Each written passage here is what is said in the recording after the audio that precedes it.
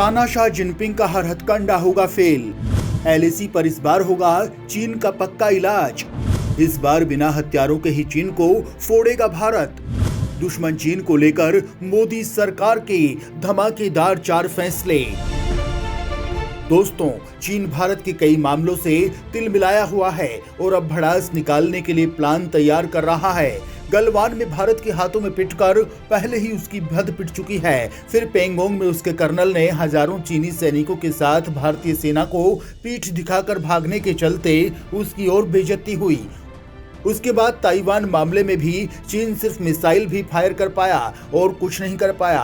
America की Nancy Pelosi Taiwan में अपना काम करके वापस चली गई। नतीजा, चीन झल्लाया हुआ है और वो सीमा पर नया बखेड़ा करने के मूड में है।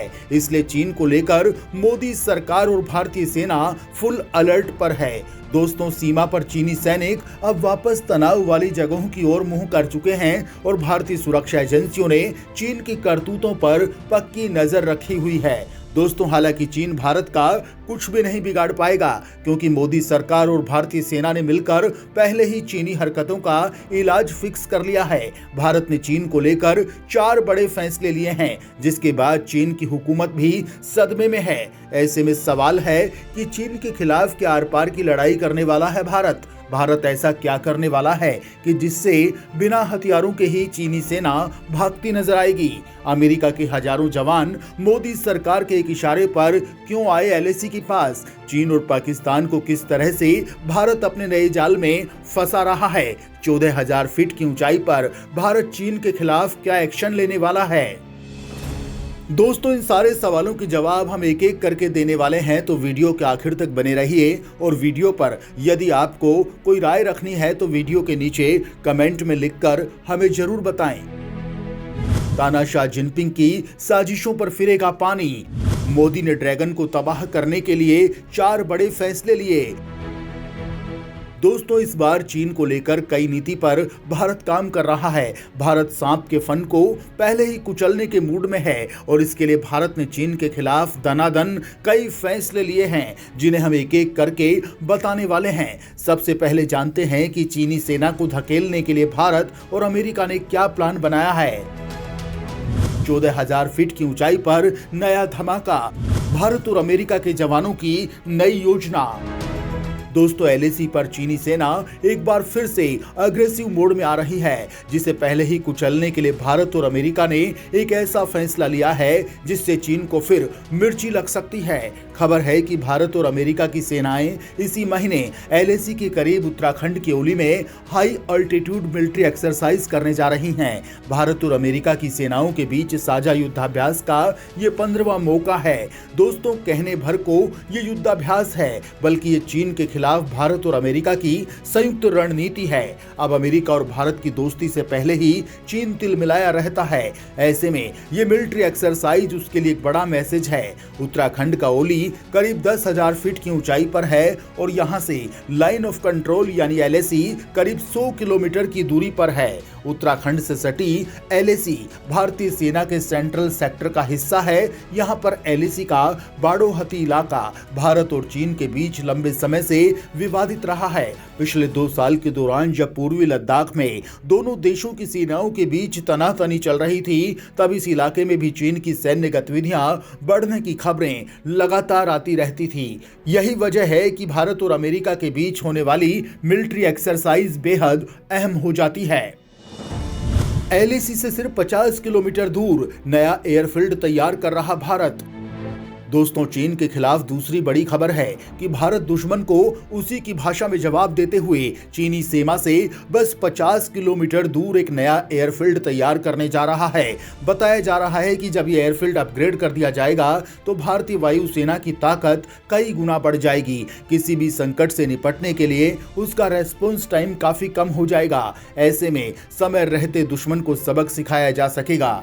जानकारी के लिए बता दें कि बॉर्डर रोड ऑर्गेनाइजेशन ही इस एयरफील्ड का निर्माण करने वाला है। यहाँ ये समझना जरूरी हो जाता है कि न्योमा एडवांस्ड लैंडिंग ग्राउंड यानी ALG हमेशा से ही भारत के लिए रणनीतिक रूप से काफी महत्वपूर्ण रहा है। ये एयरफील्ड क्योंकि LAC के सबसे ज्यादा करीब है, ऐसे में इसका सक्रिय रहना और ज्यादा जरूरी हो जाता है। जब इस एयरफील्ड को अपग्रेड कर दिया जाएगा, सेना के जवानों से लेकर हथियारों की आवाजाही में एक अलग ही तेजी देखने को मिल जाएगी।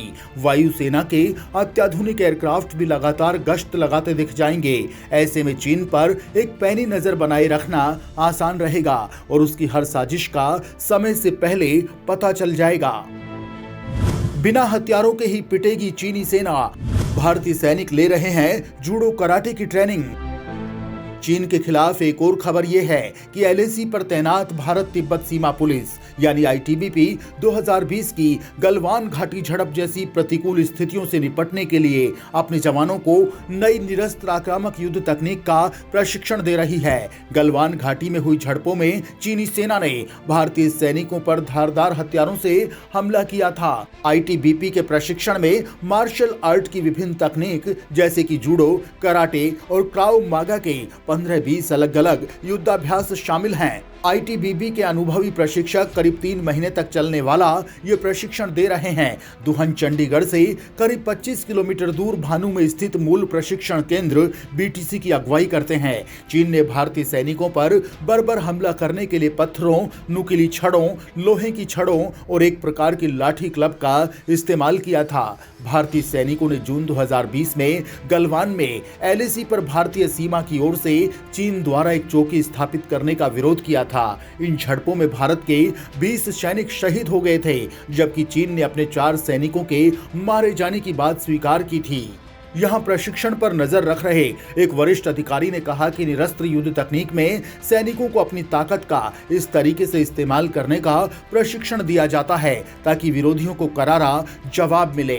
दुहन ने कहा कि हमने एक योजना बनाई है जिसमें सीमा और अत्यधिक ऊंचाई पर किसी सैनिक को 90 दिन से ज्यादा तैनात नहीं किया जाएगा। ऐसी व्यवस्था की गई है जिसमें सीमा चौकियों से सैनिकों का समय रहते स्थानांतरण हो सकेगा। भारत के बनाए जाल में फंसेंगे चीन और पाकिस्तान, तेजी से तैयार हुई सीमा तक पहुंचने वाली सड़कें।